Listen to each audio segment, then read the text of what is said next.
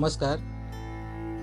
आता जी लोकसभा निवडणूक सुरू आहे, त्या निवडणुकीमध्ये दलित राजकारणाचा किती प्रभाव आहे, या संदर्भात एक व्हिडिओ लवकरच येईल असं मी कम्युनिटी पोस्टवर टाकलं होतं. परंतु काही कारणामुळे त्याला उशीर झाला. आज आपण त्या अनुषंगाने थोडी चर्चा करतोय. खरं तर निवडणुकीचा भाग बघितला तर एकंदरीत भारतीय समाजाची रचना ही मुळात जाती व्यवस्था किंवा धार्मिक रूढी परंपरेवर आधारित आहे. कायमशी ती जरी बदलत गेली असली तरी जाती व्यवस्था आपल्या सामाजिक, आर्थिक, धार्मिक आणखी राजकीय जीवनात आजही प्रभावशाली आहे. त्यामुळे जे गाव कोसावरती किंवा गावच्या सीमेवरती जे जात समूह होते, जसं दलित असतील, इतर मागास असतील, भटके असतील, म्हणजे भटके किंवा इतर मागास अस्पृश्य नव्हते, पण विशेषतः दलित समाज हा अस्पृश्य मानला जात होता आणि त्यामुळे त्याला एक ठराविक दुय्यम वर्गाची किंवा कनिष्ठ कामांमध्ये त्याचं एक अस्तित्व दिसत होतं. राजकारणात हळूहळू गेल्या स्वातंत्र्यानंतर विशेषतः राजकारणात हळूहळू हा वर्ग राजकारणात येऊ लागला आणि खऱ्या अर्थाने एक राजकारणात आल्यामुळे त्या समाजाचा एक विकास किंवा समाजाच्या प्रश्नांचं लक्ष वेधलं गेलं आणि त्यामुळे त्या अर्थाने खऱ्या अर्थाने दलित राजकारण हे देशपातळीवर एक असा कालावधी होता. म्हणजे दलित पॅंथरचा कालावधी असा होता की ज्याच्यामध्ये दलित राजकारणाचा एक से होता. परंतु त्यानंतर हळूहळू दलित राजकारणाचा जो प्रभाव होता तो का कमी होत गेला किंवा आजच्या राजकारणामध्ये दलित मुद्दे किंवा दलित राजकारणी किंवा दलित नेते एवढे प्रभावी का दिसत नाही, याचा एक मागोवा घेण्याच्या दृष्टीने ही चर्चा किंवा हा व्हिडिओ मी करतो. खरं तर प्रत्येक जातीची एक अस्मिता असते. विशेषतः भारतीय इतिहासात दलितांच्या सदैव शोषण होत आलं होतं आणि त्यामुळे जोपर्यंत त्यांची अस्मिता जागृत होत नाही किंवा इतरांसोबत आम्हीही माणसं आहोत ही अस्मिता जोपर्यंत जागृत होत नाही तोपर्यंत त्यांचा सामाजिक आणि आर्थिक विकास होणार नाही. आणि म्हणूनच बाबासाहेब आंबेडकरांनी दलित समाजाचं प्रबोधन करत त्यांना असं म्हणाले होते की तुम्ही फक्त समाजाचा एक घटक होऊन किंवा राजकारणात सहभागी होऊन जमणार नाही तर तुम्हाला राज्यकर्ते व्हायला लागतील, असा एक मंत्र दिला होता. आणि त्या प्रबोधनाच्या आधारावरच पुढे काही दलित नेतृत्व पुढे आले होते आणि त्यांनी एक ठराविक अशा कालावधीत दलित नेत्यांचा एक प्रभाव होता. आणि त्यामुळे जरी हे जाती वर्ण व्यवस्थेची बीजे आज देखील भारतीय समूहांमध्ये दिसत असली तरी या परिस्थितीत देखील राष्ट्रीय पातळीवर दलित नेतृत्वाने किंवा दलित राजकारणाचा एक ठसा होता आणि तो ठसा आज कमी झालेला दिसतो.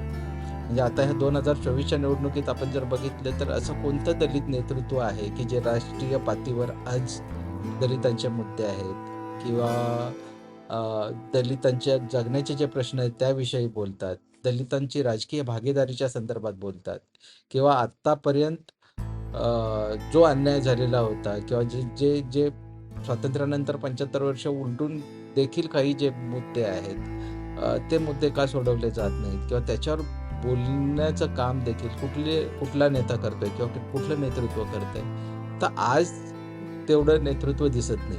म्हणजे आत्ता जर बघितलं की आत्ताची जी गेली लोकसभा आहे त्याच्यामध्ये जे आरक्षण होतं म्हणजे राखीव जागा असतात त्या राखीव जागांच्या पेक्षा एकही दलित सीट नाही. आणि जर तुम्ही नावं जर बघितली दलित नेतृत्वाची, निवडून गेलेल्या दलित नेत्यांची, तर ते त्या अर्थाने दलितांचं प्रतिनिधित्व करतात किंवा ते दलित आहेत असं देखील कुठे दिसत नाही. आणि त्याच्या अगोदर मी एक व्हिडिओ केला त्याच्यामध्ये बऱ्यापैकी त्याच्यामध्ये मी म्हटलं होतं की हे नेतृत्व आज व्हिजिबल नाही आहे. दुसरा जो भाग आहे की या दलित अस्मितेच्या संघर्षात ज्या नेत्यांना राजकीय संधी घेता आली अशी काही मोजकीच उदाहरणं आहे आणि ती त्यांना त्यांच्या कौशल्यावर त्यांच्या मांडणीवर ती संधी मिळाली, परंतु त्या संधीचा फायदा समाजासाठी करता आला किंवा नाही, हा मोठा प्रश्न आहे. किंवा ते जे नेतृत्व राजकारणात केलं, त्याने आपले एक ठसा किंवा आपलं एक व्यक्तिमत्व उभं केलं, त्यामध्ये आणखीन दलित किंवा दलितांचा राजकारणातील टक्का वाढवण्यासाठी त्यांचं काही कॉन्ट्रीब्युशन आहे का, तर ते खूपच नगण्य असं दिसतं. तर त्यामुळे दलित राजकारणाचा किंवा दलित चळवळींचा हा जो एक इतिहास आहे, तो खऱ्या अर्थाने त्याचा जो प्रभाव आहे किंवा तो बोथट झाला असं कधी कधी वाटतं. म्हणजे भारतातील दलित चळवळींचा आणि राजकारणाचा उगम हा दीर्घ परंपरेचा आहे. आणि त्याच्यामध्ये एक आंबेडकरांचा दृष्टिकोन, म्हणजे मागच्या ज्या बोथट परंपरा होत्या किंवा समजुती होत्या, त्याची श्रेणीबद्धता बदलून टाकून बाबासाहेब आंबेडकरांनी मांडलेल्या स्वातंत्र्य, समता, बंधुता आणि सामाजिक न्यायाच्या तत्वावर हा समाज घडणं आणि चळवळीच्या माध्यमातून मग ह्या समाजाचं अस्तित्व राजकारणामध्ये आणण्याच्या दृष्टीने बाबासाहेब आंबेडकरांनी जे राजकारण केलं त्या राजकारणामागचा तो मुद्दा, म्हणजे महत्त्वाचा कळीचा मुद्दा किंवा दृष्टिकोन तो होता. परंतु या दीर्घ काळात दलित राजकारणाचे स्वरूप असेल किंवा दलित चळवळींचं जे स्वरूप असेल, ते वेगवेगळ्या मुद्द्यांवरून आणि परिस्थितीनुसार बदलत गेले. म्हणजे स्वातंत्र्यानंतर आता जवळजवळ 75 वर्ष झाली, तरी आपण सर्वसाधारण म्हणजे इतर जे दलित राजकारणी आहेत, त्यांच्यासारखेच दलित राजकारणी बदलताना दिसत आहे. आणि याच्यामध्ये व्यापक समाजाचं हित बघण्यापेक्षा स्वतःचं अस्तित्व किंवा स्वतःचं राजकारणातील महत्त्व वाढवण्याच्या दृष्टीने जास्त त्यांचा ओघ दिसतो. आणि त्यामुळे खऱ्या अर्थाने दलित चळवळीचं मोठं नुकसान झालेलं आहे. आणि जी दलित चळवळ व्यापक होती आणि त्याच्यामध्ये एक राजकीय सुधारणावादी जो अप्रोच होता किंवा वंचितांचा जो बोलणारा नाही, त्यांच्या बोलणार जो बोलत नाही किंवा ज्यांचं बोलणं पोचत नाही, त्यांचा आवाज बनण्याची ही जी दलित चळवळी मागचा जो उद्देश होता, तो मला वाटतं त्याच्यामुळे खूप कमी होत गेला. आणि स्वतःच्या राजकीय आकांक्षेपायी आणि नेत्यांमधील स्वतःची राजकीय सत्ता लोलुपता आणि इतर स्वार्थामुळे दलित राजकारणी अधिक तुकड्यांमध्ये विभागले गेले. हे काही नवीन नाही आहे, म्हणजे हे सगळे आपण जाणतोच आहोत. त्याच्यामध्ये फक्त दलित जातींमधले वेगवेगळे नेते, त्यांचं एक क्लस्टर, आणि त्यामुळे दलित राजकारणात देखील जाती आणि उपजातींचे तुकडे पडले. आणि त्यामुळे दलित समाजातील विविध जातींमध्ये आणि जातीय दृष्टिकोनांमुळे दुर्बलता वाढत गेली. आणि त्यामुळे जे सिमिलर प्रश्न असणारे किंवा समान मुद्द्यांशी किंवा समान प्रश्नांशी निगडीत असणाऱ्या लोकांचा जो एक समूह तयार व्हायला पाहिजे होता, एकमेकांचा पाठिंबा मिळायला पाहिजे होता, तो पाठिंबा हा विभागत गेला. त्यामुळे दलित वेगळे, इतर मागास वेगळे, दलितांमध्ये जाती उपजाती, इतर मागासवर्गीयांमध्ये जाती उपजाती किंवा भटक्या विमुक्तांचा एक वेगळाच एक राजकीय मुद्दा. या अनुषंगाने जर बघायचं झालं तर मग ही चळवळ जेवढी व्यापक व्हायला पाहिजे होती, ती चळवळ खूप लिमिटेड किंवा खुजी होत गेली असं म्हणायला पण काही हरकत नाही. आणि त्यामुळे सध्याची परिस्थिती बघता, म्हणजे जेवढ्या आरक्षण असणाऱ्या जेवढ्या जागा आहेत त्या भरल्या जात असल्या तरी जो प्रभाव दिसायला पाहिजे किंवा एकंदरीत राष्ट्रीय राजकारणात दलित पुढाऱ्यांचा टक्का कमी असला तरी जो प्रभाव पाहिजे होता, तो प्रभाव कुठे दिसत नाही.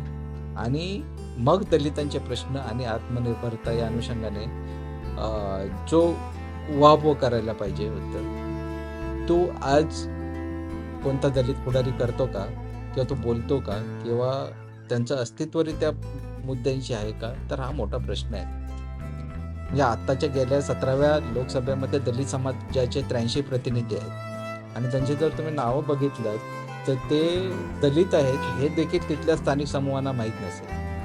आणि त्यामुळे एकंदरीत लोकसभा सदस्यांमध्ये तसं बघितलं तर हे प्रमाण 13% आहे.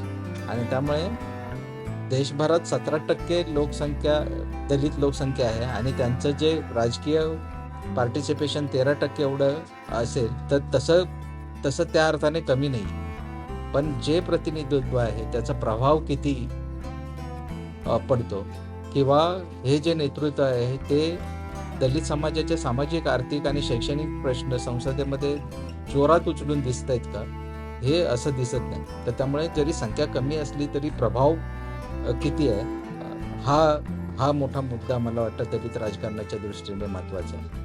म्हणजे आता सध्या बघितलं तर गेली 10 वर्षाच्या मागचा जर कालावधी जर बघितला आपण, तर वेगवेगळ्या मोठ्या प्रमाणावर दलित ॲट्रॉसिटीज असतील किंवा हिंसाचार असेल, तो खूप असा व्हिजिबल होत होता. आणि आता मी नावं घ्यायला नको, पण बरीचशी दलित हिंसाचाराची उदाहरणं आपल्या सगळ्यांकडे समोर आहे. परंतु आत्ता अलीकडे असं दिसतं की ही उदाहरणं किंवा हिंसाचार किंवा ॲट्रॉसिटीज होत असतील, पण हे बाहेर कुठे दिसत नाही, त्याची वाच्यता देखील होत नाही. आणि जर कुठे वाच्यता झाली तर आपले दलित पुढारीच किंवा दलितांचे पुढारीच देखील त्याचं भांडवल करताना किंवा ते कुठेतरी ज्याला म्हणतो आपण की मिटवण्याकडे कल येतो, तो मुद्दा उचलण्यामध्ये कल जास्त नसतो.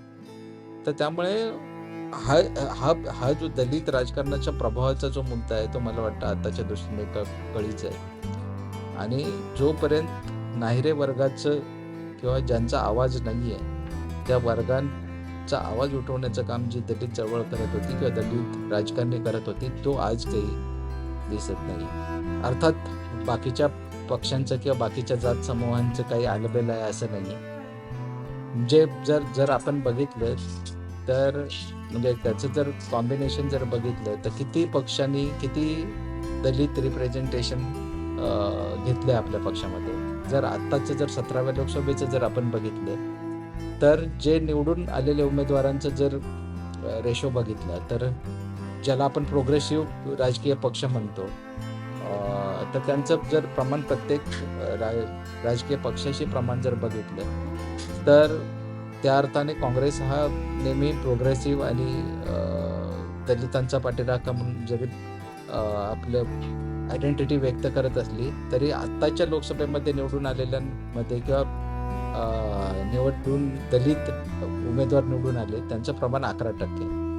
आणि एका बाजूला भाजपकडे जर आपण बघितलं तर भाजपच्या एकूण निवडून आलेल्या सदस्यांमध्ये दलित सदस्यांचं प्रमाण 16% आहे. तर त्यामुळे असं नाही की किती पक्ष प्रोग्रेसिव्हली दलित उमेदवार आपल्या पक्षांमध्ये देतात किंवा किती दलित उमेदवारांना प्राधान्य दिलं जातं, हा प्रश्न ह्या पक्षांमध्ये दलित रिप्रेझेंटेशन जरी चांगलं एका बाजूला दिसत असलं तरी NCRBचे जे 2020-22चा जो आकडा आहे, म्हणजे आता 24 आले, 2 वर्षापूर्वीचे जे आकडे आहेत, तर त्या आकडेवारीनुसार दलित समूहांवरील गुन्ह्यांच्या ज्या केसेस आहेत त्याच्यामध्ये 28,405 केसेस दाखल झालेले आहेत आणि त्यातील 4,703 केसेस ह्या प्रिव्हेन्शन ऑफ ॲट्रॉसिटीजच्या आहेत. ह्या आकडेवारीची वाच्यता कुठेच होत नाही, म्हणजे संसदेत त्या मांडल्या जात नाही.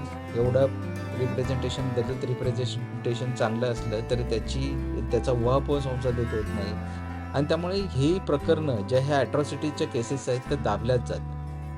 आणि त्यामुळे मला वाटतं की एक दलित समाजाच्या दृष्टीने किंवा दलित राजकारणाच्या दृष्टीने कुठेतरी उतरती कळा आहे की काय असं मला वाटतं. आणि जर दलित राजकारण्यांचा किंवा दलित राजकारणाची परिस्थितीचं विश्लेषण करायचं झाले तर विश्लेषण करता येईल. त्याचे वेगवेगळे मुद्दे असतील, त्याच्यावर सपोर्टिव्ह मुद्दे असतील, निगेटिव्ह मुद्दे असतील किंवा त्याचं वेगळ्या अंगाने विश्लेषण देखील करता येईल. परंतु मग परिस्थितीचं जर थोडक्यात जर आपण आढावा घेतला तर खऱ्या अर्थाने दलित समाजाचं प्रतिनिधित्व करणारे की दलित चळवळींचं प्रतिनिधित्व करणारे लोक, राजकीय लोक होते. त्यांचं त्या खऱ्या अर्थाने राज्यघटनेस अनुसरून जो राजकारणाचा दृष्टिकोन आहे तो मला वाटतं तो संपलेला आहे. आता फक्त राजकारण होतं, परंतु राज्यघटनेस धरून किंवा राज्यघटनेमध्ये अपेक्षित असलेलं राजकारण हे करतात असं दिसत नाही. सर्वच दलित पक्षांचा जनाधार डेफिनेटली कमी झालेला आहे. किंबहुना नेतृत्वातील कमतरता, जे नेते आहेत त्यांच्यातली गुणांची कमतरता या गोष्टीला कारणीभूत आहेत असं मला वाटतं. आणखीन एक जो मोठा गेल्या 5 वर्षापूर्वी 4-5 वर्षापूर्वी असं बोललं जायचं, की सोशल इंजिनिअरिंगचा प्रयोग दलित चळवळींमध्ये किंवा दलित राजकीय पक्षांमध्ये केला गेला आणि तो प्रयोग फसलाय असं मला वाटतं. शेवटी भारतीय समाजात धार्मिक एक एक बाब असते किंवा जातीय बाब असते. त्यामुळे सोशल इंजिनिअरिंगच्या प्रयोगामध्ये फसण्यामध्ये भारतीय समाजात जात आणि धर्म या आधारावर मतदान केलं जातं हे नाकारून चालणार नाही. त्यामुळे तुम्ही कितीही सोशल इंजिनिअरिंगचा प्रयोग केला असला तरी जे मुळात जे मुद्दे आहेत म्हणजे जात आणि धर्माचा जो पर्स्पेक्टिव्ह आहे तो त्यातून बाहेर निघालेला नाही. त्यामुळे हे सोशल इंजिनिअरिंग सपशेल फसलं असं मला तरी वाटतं. दुसरा जो होता की अगोदर धार्मिक राजकारणाला एक विरोध असायचा. म्हणजे मग वेगवेगळ्या दलित चळवळी असतील किंवा वेगवेगळ्या इतर जे समानतेकडे जाणारे पक्ष होते, विशेषतः कम्युनिस्ट विचारसरणीचे पक्ष होते, ते धार्मिक राजकारणाच्या विरोधात बोलायचे. परंतु आत्ताची जर परिस्थिती बघितली तर धार्मिक राजकारणाचा विरोध हा संपलेला आहे आणि तो एक ऱ्हासाचं एक कारण असू शकतो असं मला वाटतं. एकंदरीत राजकारणात ज्या पद्धतीचा वंशवाद किंवा राजकारणातली एक पिढी संपताना दुसरी पिढी उभी राहते, त्याच अनुषंगाने दलित पुढाऱ्यांमध्ये देखील पुढाऱ्यांचा वंशवाद दिसतोय. म्हणजे एक पुढारी जर एखादी व्यक्ती जर राजकारणात एस्टॅब्लिश झाली असतील तर मग त्याचा मुलगा किंवा त्याच्या घरातली दुसरी व्यक्ती कशी येईल याचाच एक होतो. त्यामुळे इतर नेतृत्वांप्रमाणे म्हणजे दलित पुढाऱ्यांचा देखील एक वंशवाद एक दिसतोय. ज्या अर्थाने राजकीय नेतृत्व फुलायला पाहिजे, त्याची स्ट्रेंथनिंग व्हायला पाहिजे होते, त्या अर्थाने आजचं जे राजकारणाचं नेतृत्व दिसतं ते एक कमजोर नेतृत्व आहे असं मला वाटतं आणि स्वार्थासाठी विरोधी विचारांच्या राजकारणासोबत किंवा विरोधी विचारांच्या राजकीय सोयी करताना दिसतात आहेत. तर हेही एक त्याच्या मागचं कारण आहे मला वाटतं. आज दलित आणि ह्या सगळ्या कारणांमुळे दलित नेतृत्वावर जो रोष आहे आणि दलित समाजामध्ये जी राजकीय निराशा आहे ती राजकीय निराशा याचं एक मोठं कारण आहे आणि ही निराशा अशीच वाढत राहिली तर दलित राजकारणाचा जो प्रभाव आहे तो आणखीन कमी होईल असं मला वाटतं. त्याचबरोबर राजकीय पक्षांच्या पातळीवर वेगवेगळे आर्थिक प्रलोभन असतात. त्यामुळे बऱ्याच वेळा काही वेळा दलित मतदान हे देखील विरोधी विचाराच्या किंवा म्हणजे अगोदर दलित समाज ज्या पक्षांना किंवा ज्या विचारधारेशी जोडला गेला होता, ज्याला मतदान करत होता, तर ते मतदानाची विभागणी आता पण झाली. म्हणजे आता ती विचारधारा हा प्रश्नच राहिलेला नाही आहे. त्यामुळे आर्थिक प्रलोभनांच्या आधारे देखील मत विभागणी झाली. त्यामुळे कदाचित हा प्रभाव कमी झाला असता. मला वाटतं की हे फक्त निगेटिव्ह बघण्यात काहीच अर्थ नाही. म्हणजे आशावादी बाजूने जर बघितलं तर आत्ताचे जे काही नवीन दलित नेतृत्व किंवा नवीन जी पिढी आहे ही येताना ह्या सगळ्या याच्यावर विचार करताना दिसते. मागील चळवळींचे जे अनुभव होते म्हणजे चळवळी ज्या तऱ्हेने फुलल्या, ज्या तऱ्हेने संपल्या, त्याच्यावर कुठेतरी आजचा दलित युथ किंवा नवी पिढी विचार करताना दिसते आणि त्या अनुभवावरून शिकताना दिसते. आज एक मला वाटतं की काही दलित युवक आणि त्यांचे संघटनात्मक जे आत्ताचं जे समन्वय जो दिसतो तर तो एक संघटनात्मक पर्स्पेक्टिव्ह घेऊन परत फुलतोय असं दिसतं. त्यामुळे ही एक समाधानाची बाब आहे.